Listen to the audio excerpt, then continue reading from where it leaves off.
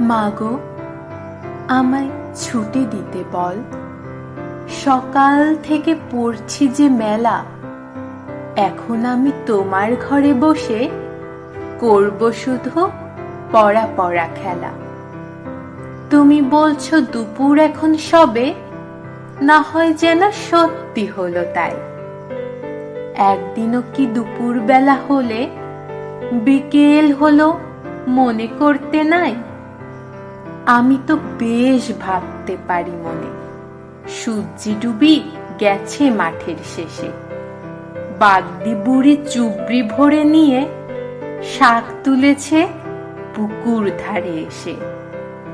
আধার হলো মাদার গাছের তলা, কালি হয়ে এলো দিঘির জল।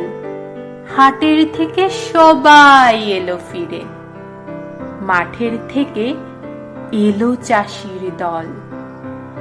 মনে কর না উঠল সাজের তারা, মনে কর না সন্ধে হলো যেন। রাতের বেলা দুপুর যদি হয়, দুপুর বেলা রাত হবে না কেন?